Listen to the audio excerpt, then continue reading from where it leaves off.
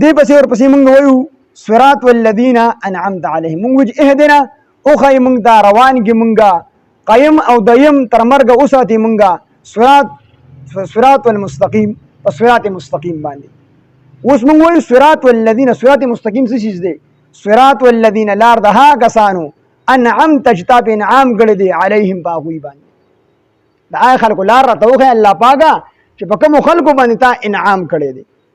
نو د دې آیت تفسیر په سورې نساء کې الله پاک جل جلاله کړی دی چې اولئک الذین انعم الله علیهم من النبیین والصدیقین والشهداء والصالحین وحسن اولئک رفیق. انعام په کومو خلکو باندې شوی دی؟ په انبیاء باندې شوی دی.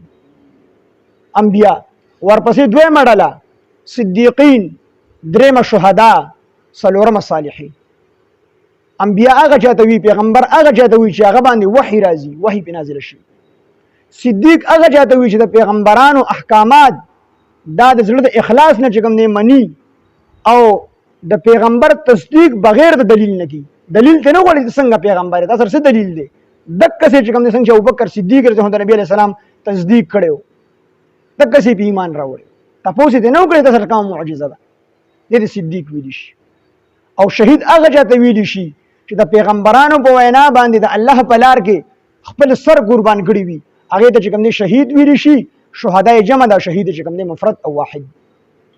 صالح هغه چاته ویلی شي چې الله د هغه مزاج داسې جوړ کړی وي چې د هر ګناه نه هغه نفرت کوي او هر نیکي هغه خوښوي. او صالحین نیکانو ته زموږ ستاسو په ساده پښتو کې ورته موږ نیکان وایو. نو الله رب العزت د دې څلورو کسانو ډله چې کوم دی وفرمایل چې څلورو ډلې دي په دې باندې انعام شوی دی. نو موږ د الله نه سوال کوو چې الله موږ د دغې خلکو لار الله موږ ته وښایي. صدیقین، نبیین، انبیاء او صدیقین او شهدا او صالحین، دا څلور واړه ډلې دا د امت ته نور افرادو نه چې کوم دي جدا دي او افضلي دي. او څوک چې د دې ډلو اتباع وکړي نو الله رب العزت په دغه ډلو کې چې کوم دی شماري. اوس دې ځای کې یو سوال پیدا کېږي. سوال دا دی چې الله رب العزت دلته وفرمایل چې صراط والذین انعمت علیهم، مونږ وایو الله هغه خلکو لار راته وښایي چې په کوم باندې تا انعام کړی دی. او انعام الله په دغه څلورو قسمو کسانو باندې کړی دی، څلورو قسمو ډلو باندې چې یو نبیین دي، یو صدیقین دي، یو شهدا ده، یو صالحین دي.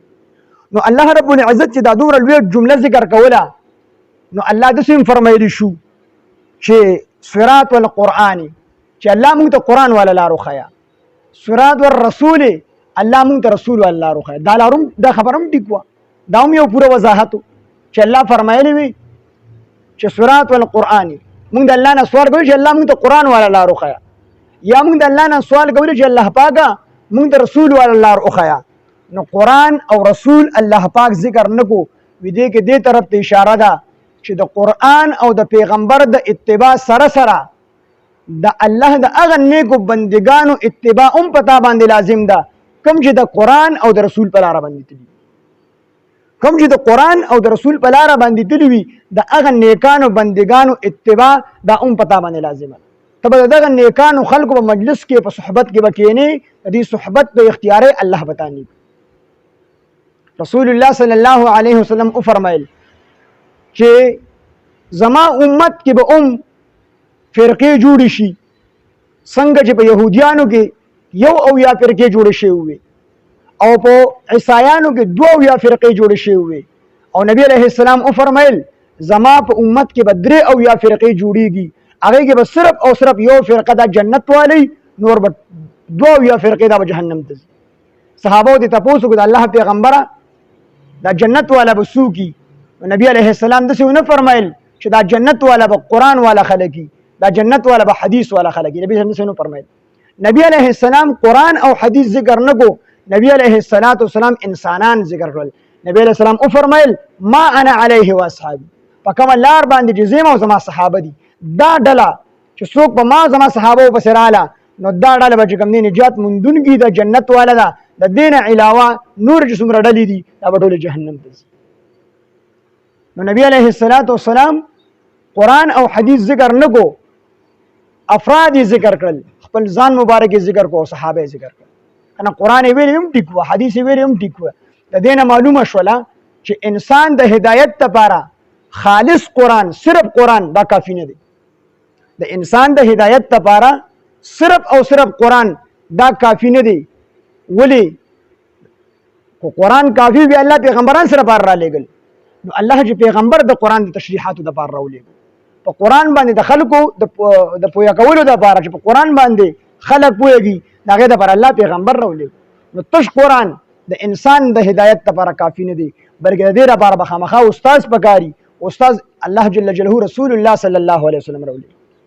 او بیا پیغمبر هم ټول عمر په دنیا کې نه پاتې کېږي، پیغمبر ټول عمر په دنیا کې نه پاتې کېږي. نو الله رب العزت یو داسې جماعت ذکر کو، داسې خلک یې ذکر کړل چې هغه به ټول عمر چې کوم دی په دنیا کې تر قیامته پورې وي.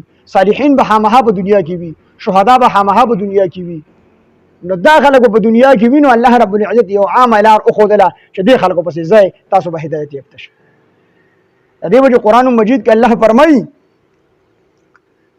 الله جل جلاله فرمایي چې فدخلی فی عبادی ودخلی جنتی.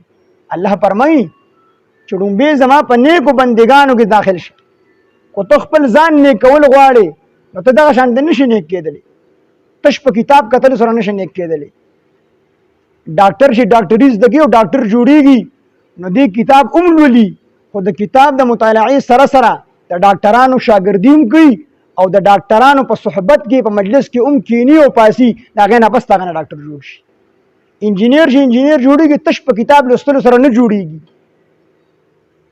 دې کتاب هم لولي خو د هغې سره سره د انجینیر شاګردي هم کوي او د هغه انجینیرانو په صحبت کې هم کینی او پاسي، د هغې سره یو ځای کینی او پاسي په صحبت کې ورسره پاتې کېږي، الله هغې ته چې کوم دی انجینیر جوړېږي. نو دقه شان دی الله فرمایي خو تاسو ځان نیکان جوړول غواړئ نو د قرآن تش په قرآن تاسو نشئ جوړېدلی، بلکې د قرآن دپاره ماهرین انسانان پکار دي چې په قرآن باندې پوهېږي. د هغې خلکو سره شئ، د هغې سره په صحبت کې کښېنئ، په مجلس کې ورسره کښېنئ، نو تاسو به نیکان شئ. نو فدخلي فی عبادي، الله وی ډومبې زما په نیکو بندګانو کې داخل شه، د هغې صحبت اختیار کا، په نیکو بندګانو کې داخل شه. نو چې کله ته نیک شې نو ودخلي جنتي، یا به وروستو جنت ته داخلېږي، ډومبې به د الله په نیکو بندګانو کې داخلېږي. مونږ تاسو ګوره یو سړی ډېر کتابونه وګوري هغه دومره نه نیک کېږي، خو یو سړی د یوې چلې دپاره یو څلورو میاشتو دپاره د نیکانو هغه صحبت اختیار کړي، نو چې واپس راشي نو ګوره په مخ باندې ګیره راغلي، تهجد یې شروع کړي، اشراق یې شروع کړي، چرسیان او بنګیان لږ شي دې ځای نه، او د نیکانو په هغه صحبت کې الله پاک جل جلاله نیکان کړي. نو د صحبت ډېر لوی اثر دی. نو الله فرمایي چې فدخلي فی عبادي، ډومبې زما په نیکو بندگانو کې داخل شه، د هغې صحبت اختیار کا، د هغې نه وروسته ودخلي جنتي، وروسته به جنت ته داخل.